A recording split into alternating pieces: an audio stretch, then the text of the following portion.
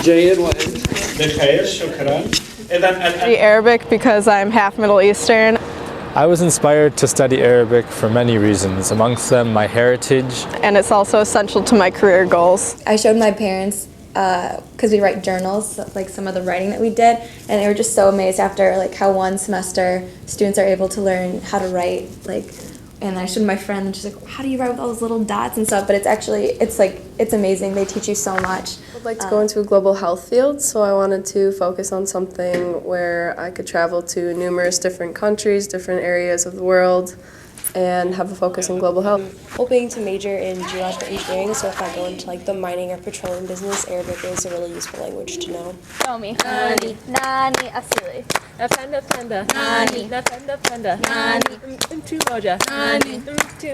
Nani. It was really my sister who inspired me because she went to the University of Nairobi, Kenya, and she would always say Swahili phrases to me, and I sort of just became interested in the language and the culture through her. I really like having a teacher who knows so much about the culture and just being able to ask her pretty much anything about Kenya, where she grew up. It's such an intimate setting. It's a small department, so each student is really helped through and you get to move kind of at your own pace. If you struggle with the language, it's a lot easier than being in huge class. Like smaller class sizes, so you really get to know the people, and you're like all learning the language and culture together, so you kind of like grow into a community.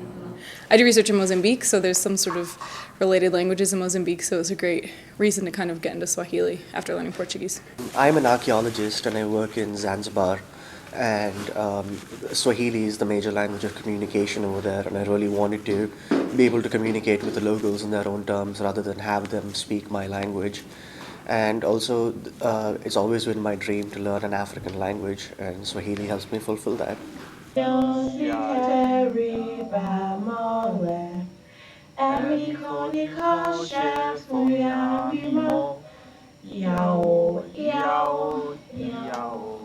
I'm learning Europe because I'm doing a research about the China-Africa relationship. I started learning Yoruba first, and it made such a huge change for my research, and it was so wonderful to discover a whole new world that comes learning an African language.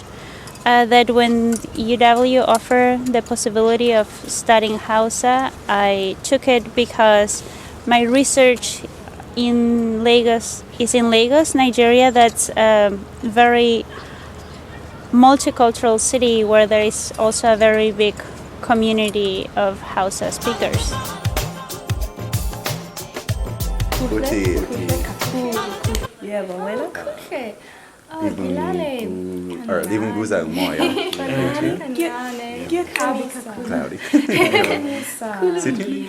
Small class, and we do a lot of fun activities, like we went out to eat and we ordered in Zulu. It was really fun.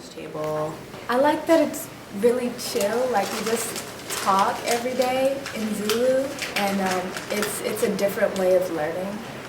It's smaller, and that we can sing in Zulu and learn different dances, and every Friday we have language table. I visited South Africa for like 6 hours. I was in the Johannesburg airport, and I heard people speaking this language, and I didn't know what it was. But it sounded really cool. So I looked it up on Wikipedia and found out that it was Zulu. And so I was like, I have to learn this language because it sounds really awesome.